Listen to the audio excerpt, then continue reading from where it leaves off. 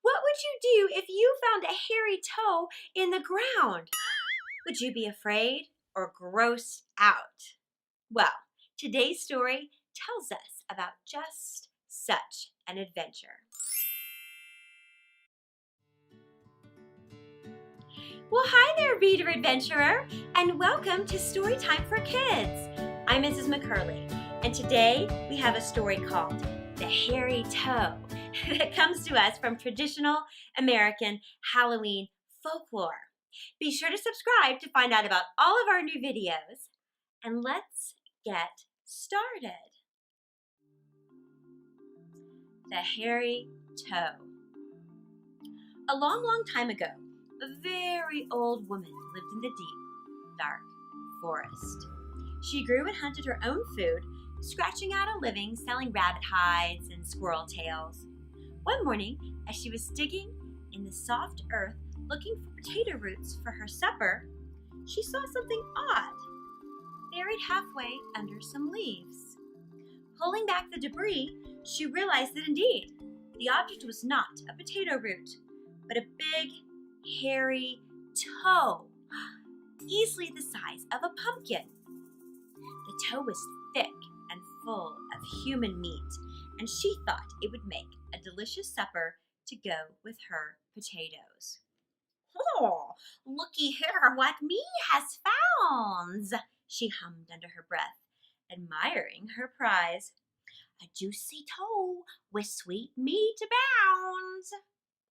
She tossed the toe into her satchel and headed back to her cottage to begin cooking the stew that would be her dinner. She filled a black cauldron with water and hung it on an iron peg over the fire. She added celery, carrots, some fresh herbs, and the big, hairy toe.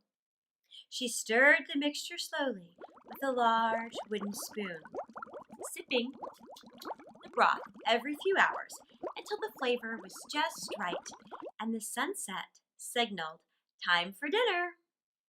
As she chewed the sweet meat of the toe, she thought, "This is the yummiest supper that I've eaten for as long as I can remember." With a belly stuffed and satisfied, she headed off to bed for a restful night of sleep. At the stroke of midnight, the bright light of the full moon was overcome by a dark, ominous shadow. The wind howled, but the animals were silent, having fled the woods surrounding the cottage. A rumbling, low voice rolled out from the forest like a thunderstorm, bellowing, "Hairy Toe! Hairy Toe! I want my hairy toe!" Hearing the call, but wishing it to be nothing more than the whistling wind, the old woman squeezed her eyes shut and burrowed under her many dusty old blankets.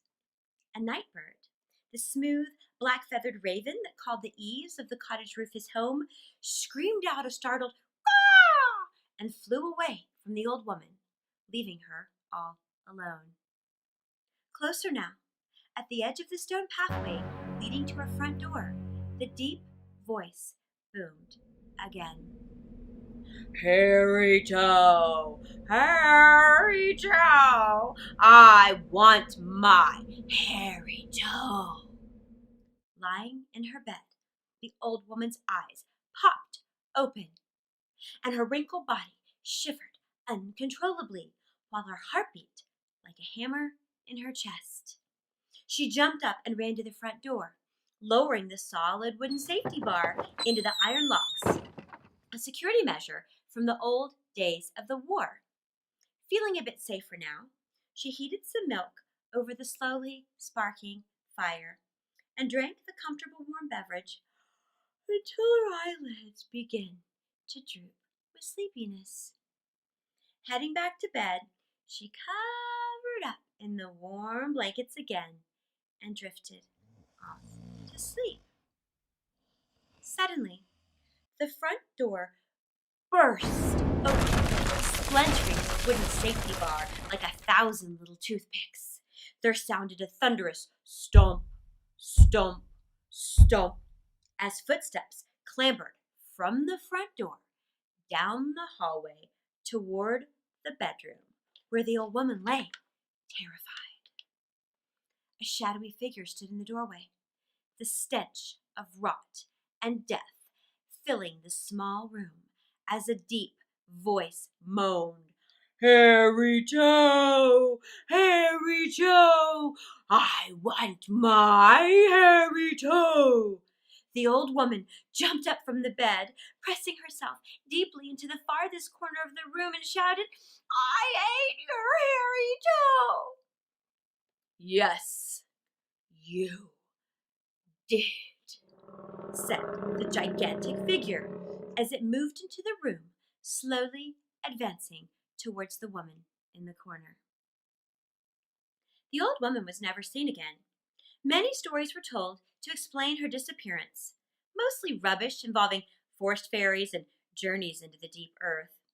The only real clue to her disappearance was a footprint left in the soft soil of the garden, large, like the size of a doghouse, and unusual in that it was missing the big left toe.